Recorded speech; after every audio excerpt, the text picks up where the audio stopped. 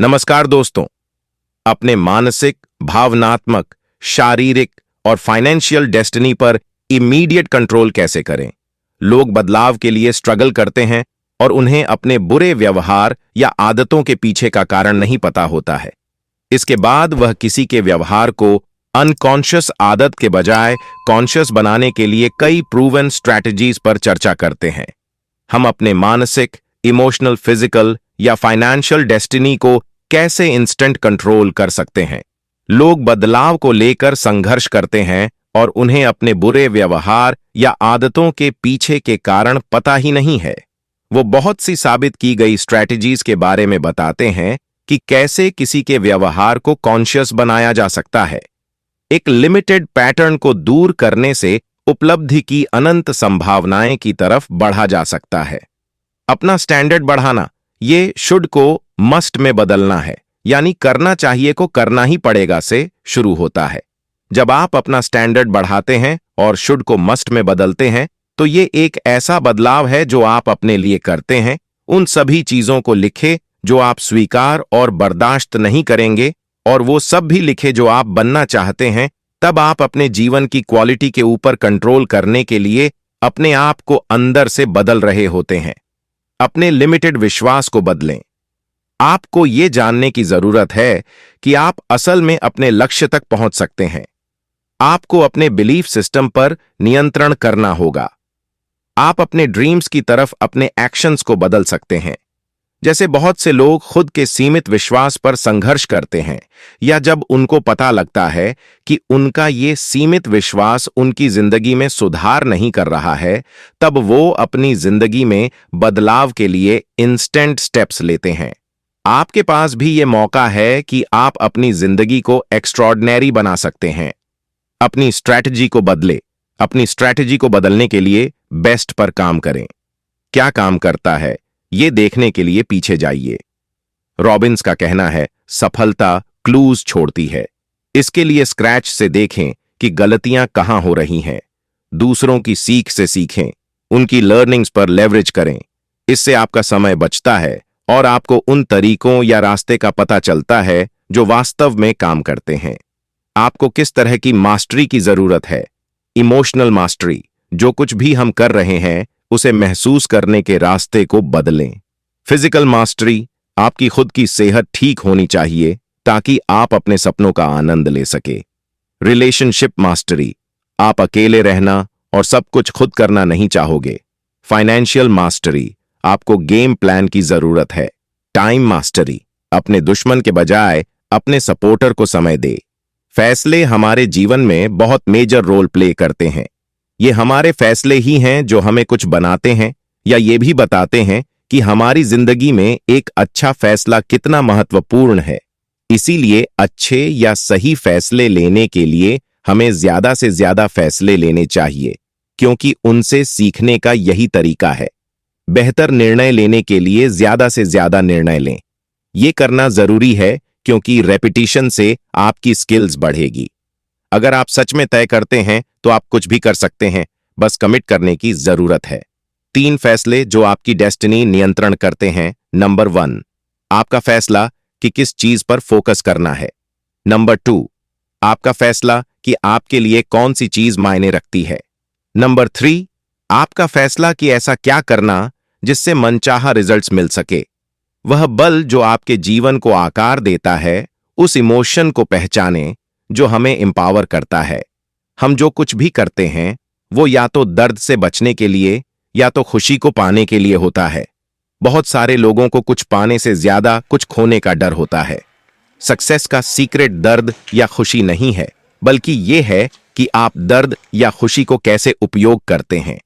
अगर आप ऐसा कर लेते हैं तो आप अपने जीवन को कंट्रोल कर सकते हैं, और अगर नहीं करते तो जिंदगी आपको कंट्रोल करती है। आप दर्द से क्या लिंक करते हो और खुशी से क्या लिंक करते हो, यही आपकी किस्मत बनाता है। अगर आप दर्द को किसी बिहेवियर या इमोशनल पैटर्न से जोड़ते हो तो आप कहीं भी शामिल होना पसंद नहीं करोगे।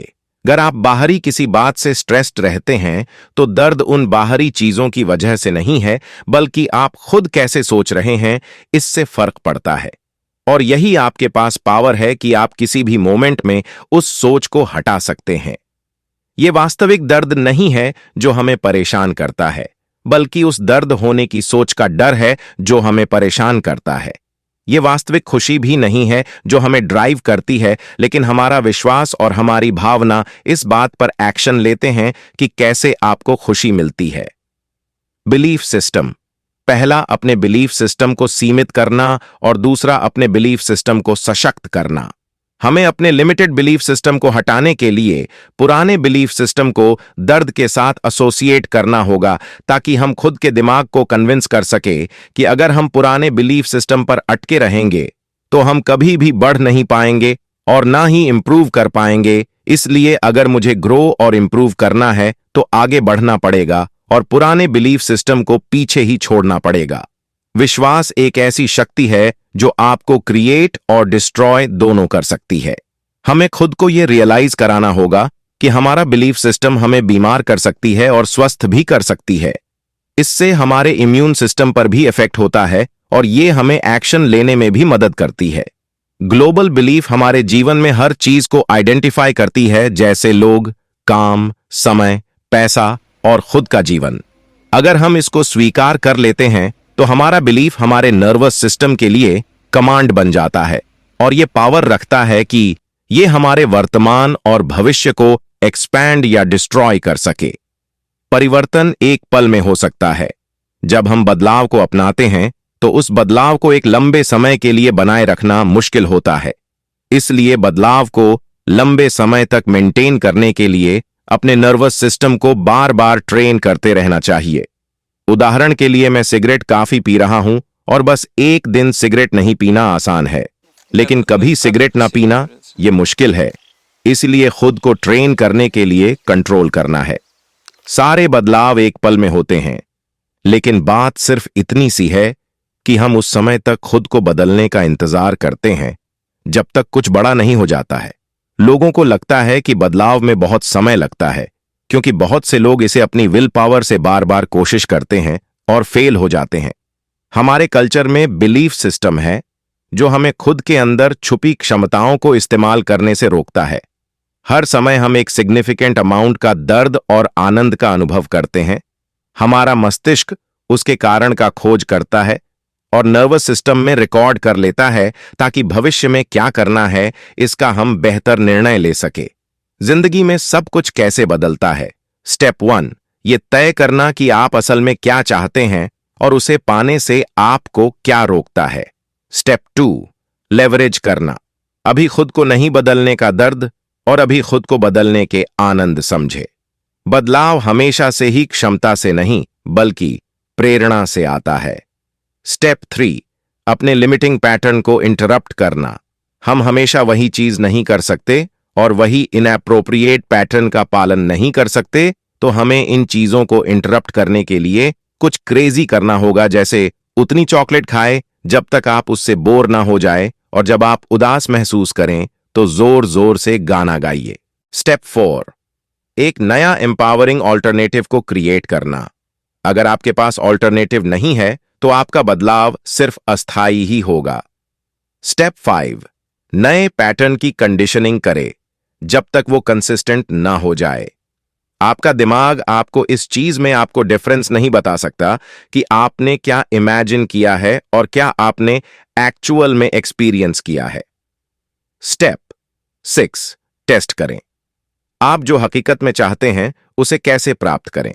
लोगों को यह पता नहीं होता कि वो क्या चाहते हैं। वो खुद को अपने आर्टिफिशियल मूड से डिस्ट्रैक्ट करते हैं। जो कुछ भी आपको चाहिए, खुद से पहले पूछे कि आपको वो सब चीज क्यों चाहिए। आप उन चीजों को या उन परिणाम को चाहते हो क्योंकि आप उन्हें अपनी फीलिंग्स, इमोशंस और स्टेट के सोर्स की तरह देखते हैं जो आप चाहते हैं।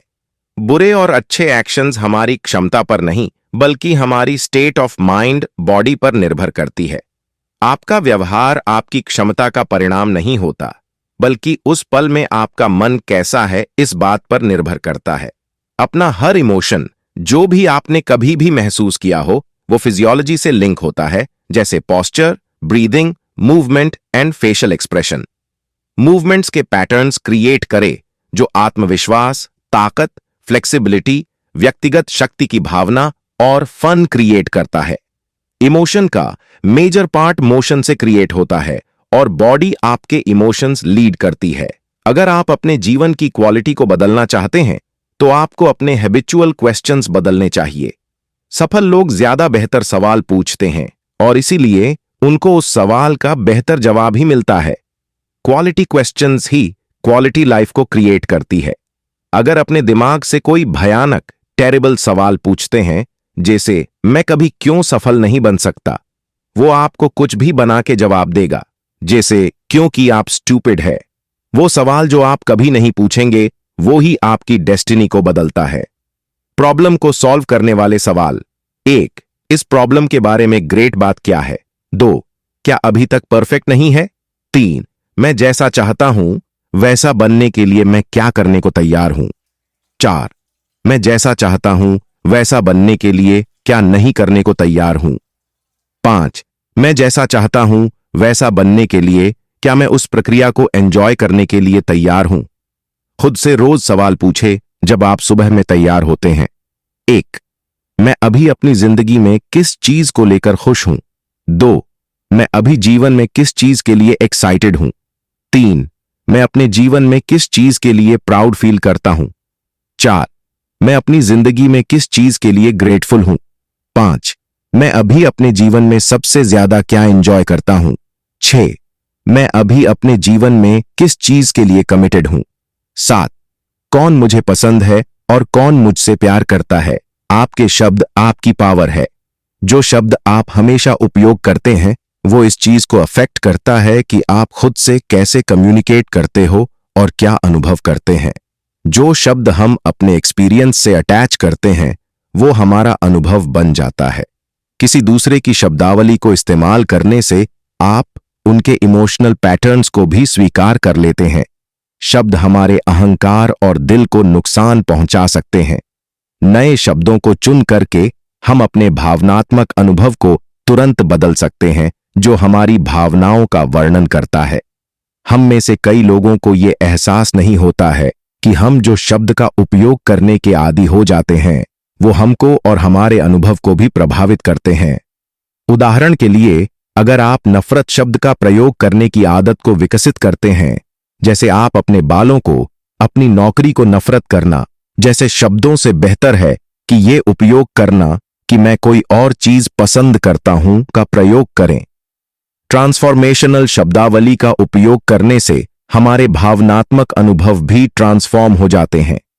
जब आपको शब्द की शक्ति समझ में आती है तब आप सिर्फ उन शब्दों का ध्यान नहीं रखते जो अपने लिए उपयोग करते हैं, बल्कि अपने आसपास वालों का भी ध्यान रखते हो।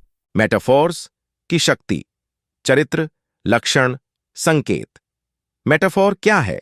जब भी हम किसी कॉन्सेप्ट को किसी दूसरी चीज के साथ तुलना करते हैं तब हम मेटाफोर का उपयोग करते हैं। मेटाफोर इंसान की सबसे फलदायी क्षमता में से एक है। मेटाफोर प्रतीक होते हैं और वो ट्रेडिशनल शब्द के मुकाबले भावनात्मक तीव्रता को ज्यादा जल्दी क्रिएट कर सकते हैं। मेटाफोर हमें तुरंत बदल देता है। जब हमें कुछ समझ नहीं आता तो मेटाफोर, चरित्र ही हमें वो चीज समझने में मदद करता है जो हम नहीं समझ पाते। मेटाफोर हमें अपने रिश्ते को भी लिंक करने में मुख्य मदद करता है। शक्ति की 10 भावनाएं। लोग इमोशंस से कैसे डील करते हैं। अवॉइडेंस, लोग चीजें छुपाते हैं। डिनायल, अपनी भावनाओं से एसोसिएट नहीं होना। कंपटीशन, मुझे सामने वाले से भी सबसे खराब मिला है। लर्निंग, ना ही अपने इमोशंस को कम महत्वपूर्ण समझे और ना ही उनसे अपने जीवन को रन करने दो। इमोशनल मास्टरी के लिए 6 कदम।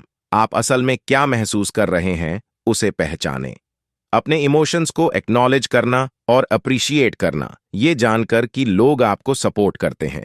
इस भावना से जो संदेश मिलता है उसे लेकर क्यूरियस रहना। कॉन्फिडेंस लाना, याद रखें कि आपने पहले भी इस इमोशन को हैंडल किया है। इस चीज को पक्का कर ले कि इस इमोशन को आप भविष्य में भी हैंडल कर सकते हैं।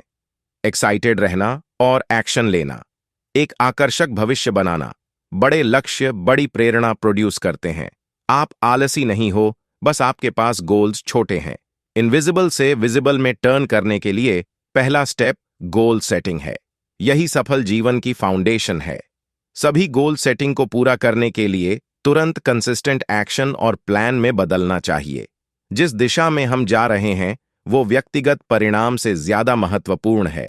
अपना लक्ष्य निर्धारित करने के लिए हर वो चीज जो आप कल्पना करते हैं उसे लिखना शुरू करें। जो आप अचीव करना चाहते हैं, करियर, वित्त, व्यक्तिगत विकास आदि। उसके बाद उसे अलग समय देना। पहले अपनी टॉप 1 चीज को चुनना और उसके ऊपर पैराग्राफ लिखना कि आप उसके लिए कमिटेड हो। आपको तुरंत ये मोमेंटम क्रिएट करना चाहिए। 10 दिवसीय मानसिक चुनौती। चैंपियन का मार्क है कंसिस्टेंसी। अगले 10 दिन के लिए इस बात के लिए कमिट करना कि आप अपने मेंटल या इमोशंस पर पूरी तरह कंट्रोल करेंगे। आप किसी भी फालतू इमोशन या सोच पर अपना समय बर्बाद नहीं करेंगे।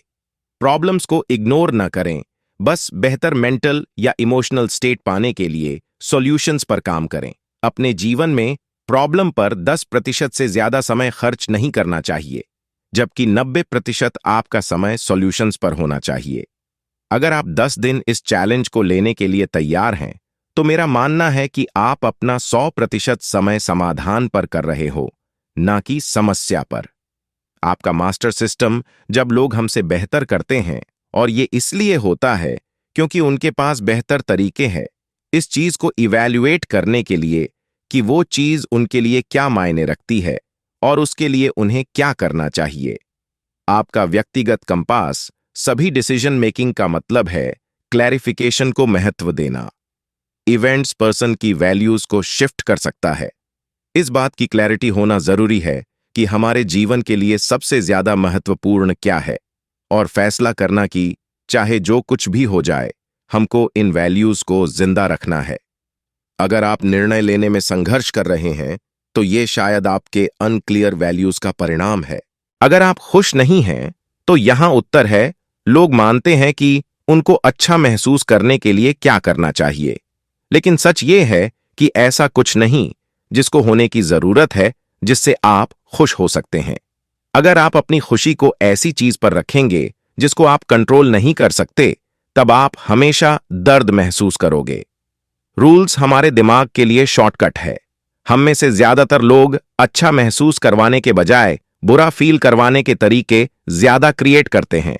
आपको कैसे एक नियम एम्पावर और डिसएम्पावर करता है। 1. जो चीज इम्पॉसिबल है वो डिसएम्पावर रूल है। 2. जो चीज आप कंट्रोल नहीं कर सकते वो भी डिसएम्पावरमेंट रूल है। 3. अगर आपके पास कुछ अच्छा महसूस करने के लिए तरीके कम है और खराब महसूस के लिए ज्यादा तरीके हैं, तो ये चीज भी डिसएम्पावरमेंट है। जीवन का कपड़ा पहले का अनुभव आपके कोर बिलीफ और वैल्यूज को आकार देता है। जितना ज्यादा अनुभव हमारे पास होता है, उतना ज्यादा हमारे चॉइस करने की पोटेंशियल होती है। जितना हम प्रभावी ढंग से मूल्यांकन कर सकते हैं कि हमारे लिए क्या जरूरी है और हम क्या कर सकते हैं। जिस तरीके से हम रेफरेंस का उपयोग करते हैं, वो यह निर्धारित करता है कि आप कैसा महसूस कर रहे हैं, क्योंकि क्या अच्छा है, क्या बुरा है, ये सब आप क्या तुलना कर रहे हैं, उस पर निर्भर करता है। विस्तार की कुंजी। हम सबके पास अपनी आइडेंटिटी के बारे में कुछ सर्टेन बिलीव्स हैं। आपकी क्षमता कांस्टेंट है, लेकिन आप उसे कैसे उपयोग करते हैं, ये आपकी आइडेंटिटी पर निर्भर करता है। इंसानों को कंसिस्टेंसी की जरूरत है, जैसे कि हम नए बिलीफ विकसित कर रहे हैं और हमारा व्यवहार ही नई आइडेंटिटी में परिवर्तन लाने के लिए समर्थन करेगा।